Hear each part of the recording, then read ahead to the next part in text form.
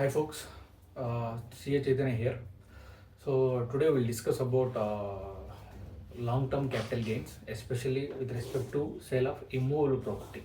ఒక immovable property sale చేసినప్పుడు మనకు ఎటువంటి గెయిన్స్, క్యాపిటల్ గెయిన్స్, టాక్సేషన్ పరిధిలోకి వస్తాయి అనేది మనం ఈరోజు డిస్కస్ చేద్దాము. So before discussing in to that, please like, share and subscribe to my channel. ఈ ఇమ్మూవబుల్ ప్రాపర్టీ గురించి మనము తెలుసుకోవాలంటే first of all immovable property ఏదో ల్యాండ్ కానీ, ఏదో బిల్డింగ్ కానీ, ఏదర్ బోత్ కానీ ఏదైనా ఉండొచ్చు అనమాట. సో వీటిని మనం సేల్ చేస్తే ఇటు వచ్చే ఇంప్లికేషన్స్, ట్యాక్స్ ఇంప్లికేషన్స్ అనమాట. సో ఫస్ట్ ఆఫ్ ఆల్ ఈ ఇమ్మూవబుల్ ప్రాపర్టీ అనేది పీరియడ్ ఆఫ్ హోల్డింగ్ అనేది very important. Period of holding అంటే మనం ఏ రోజు కొన్నాం, ఏ రోజు అమ్మాం, ఈ రెండు మధ్య ఉన్న gap. So it's time line gap 2 years, more than 2 years ఉంటే దాని లాంగ్ టర్మ్ క్యాపిటల్ అసెట్ అంటారు అనమాట. Especially with respect to immovable property అయితే బిఫోర్ 2 years అయితే, వితిన్ 2 years అయితే దాన్ని షార్ట్ టర్మ్ క్యాపిటల్ గెయిన్ అవుతారు అనమాట. సో ఎప్పుడైనా సరే ఒక ల్యాండ్ బిల్డింగ్ మనం కొని అమ్మేది 2 years లోపు అయితే షార్ట్ టర్మ్ వచ్చే క్యాపిటల్ గెయిన్ని షార్ట్ టర్మ్ క్యాపిటల్ గెయిన్ అంటారు అనమాట. బియాండ్ 2 years అయితే లాంగ్ టర్మ్ క్యాపిటల్ గెయిన్ వస్తుందన్నమాట. సో ఇప్పుడు ఏంటంటే షార్ట్ టర్మ్ క్యాపిటల్ గెయిన్ వచ్చినప్పుడు మన రేట్ ఆఫ్ ట్యాక్స్ ఏంటంటే రీసెంట్గా వచ్చిన బడ్జెట్లో షార్ట్ టర్మ్ క్యాపిటల్ గెయిన్ సంబంధించిన ఎటువంటి చేంజెస్ లేవు అనమాట. So it will be taxable at slab rate. మీరు 10% స్లాబ్లో ఉన్నారా, 20% స్లాబ్లో ఉన్నారా, 30% స్లాబ్లో ఉన్నారా, దాన్ని బట్టి మీ ఇన్కమ్కి యాడ్ అయ్యి సో దాని మీద ప్రపోర్షనట్గా క్యాలిక్యులేట్ అయిపోతుంది అనమాట. ఇది షార్ట్ టర్మ్ క్యాపిటల్ గెయిన్ అయితే. అదే లాంగ్ టర్మ్ క్యాపిటల్ గెయిన్ అయితే అనమాట దేర్ ఆర్ చేంజెస్ అనమాట. 2 చేంజెస్ ఉన్నాయంటే ఈ రీసెంట్గా వచ్చిన మన ఫినాన్స్ యాక్ట్లో కొన్ని చేంజెస్ ప్రపోజ్ చేశారనమాట with respect to indexation benefit, with respect to rate of change in tax. ఇంతకుముందు వరకు క్యాపిటల్ గెయిన్ ట్యాక్స్బుల్ అవుతూ ఉంటే, అంటే ఇంతకుముందు అంటే ఆ డేట్ కట్ ఆఫ్ డేట్ ఏంటంటే 22nd July. So 22nd July ముందు జరిగిన ట్రాన్సాక్షన్స్, 22nd July తర్వాత జరిగిన ట్రాన్సాక్షన్స్, అంటే ఈ ఫినాన్స్ యాక్ట్ రాకముందు, ఫినాన్స్ యాక్ట్ వచ్చిన తర్వాత అనమాట. So long term capital gains especially with respect to immovable property, so they are taxable at 20% with indexation benefit. Indexation benefit అంటే ఏంటంటే ఇప్పుడు మనము ఒక 2000లో కొనింటాం ఆ ప్రాపర్టీ. సపోజ్ అక్కడున్న వాల్యూ ఒక 100 rupees ఉంది అనుకో, ఇప్పుడు 2024లో మళ్ళీ అమ్ముతున్నాం అనమాట. సో దీన్ని కౌంటర్ చేయడానికి, ఈ ఇన్ఫ్లేషన్ అంటే ఇంక్రీజ్ రేట్స్ని కౌంటర్ చేయడానికి, సో ఈ ఇన్ఫ్లేషన్ని కౌంటర్ చేయడానికి గవర్నమెంట్ ఇండెక్సేషన్ బెనిఫిట్ అనేది ఇచ్చిందనమాట.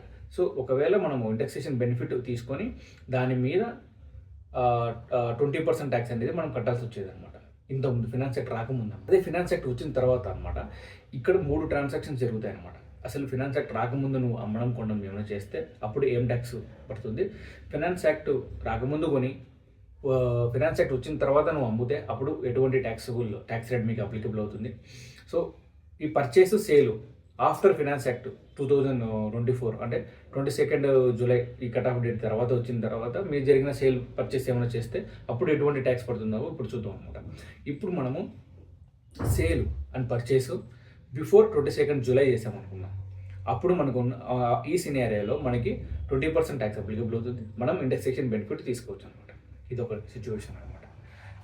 ఈ సేల్ పర్చేసు ఆఫ్టర్ ఫినాన్స్ యాక్ట్ జరిగింది అనుకుందాం. అంటే 22nd July తర్వాత మీరు అమ్మడం, లేదా 1 year తర్వాత, అంటే 22nd July ఉన్నారు, లేదా ఆ నెక్స్ట్ ఇయర్ 1 year తర్వాత 2 years తర్వాత మీరు అమ్ముతున్నారు అనమాట. సో అప్పుడు లాంగ్ టర్మ్ క్యాపిటల్ గెయిన్ అవుతుంది అనమాట. అప్పుడు ఏమవుతుందంటే మనకి 12.5% ట్యాక్స్ రేట్ అప్లికేబుల్ అనమాట. మనకి ఇండెక్సేషన్ బెనిఫిట్ అనేది ఏమి ఉండదు అనమాట. సో 22nd July తర్వాత మీరు ప్రాపర్టీ పర్చేస్ చేస్తే దీని 22nd July తర్వాత 2 years తర్వాత మీరు అమ్మితే దాని మీద పడే tax 12.5 without indexation benefit.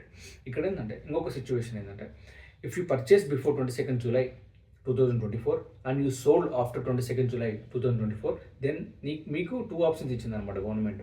Either you can claim indexation benefit and pay at the rate of 20% tax, or don't claim indexation benefit, pay tax at the rate of 12.5 whichever is benefit to us. So ఇటువంటి ఒక enabling provision ఒక beneficial ఏదైతే tax పేరుకి benefit అవుతుందో ఆ tax rate మనము చూస్ చేసుకొని మనం accordingly we can deposit the tax to the government అనమాట. ఈ సిచ్యువేషన్ ఎక్కడ అప్లికబుల్ అవుతుందంటే if you purchase the property before 22nd July and you sold it after 22nd July. ఈ సిచ్యువేషన్స్ మాత్రమే మనకు ఏదో 12.5 ట్యాక్స్ కానీ, లేదా 20% విత్ ఇండెక్సేషన్ బెనిఫిట్ కానీ, ఈ రెండింటిలో మనకి అవైలబుల్ అవుతుంది అనమాట.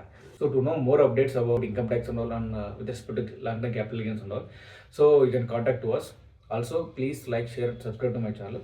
Thank you for watching. ఇలాంటి ట్యాక్స్ సంబంధించిన వీడియోస్ ఇంకొన్ని చూడాలనుకుంటే please like, share, subscribe to my channel. Meet your CA.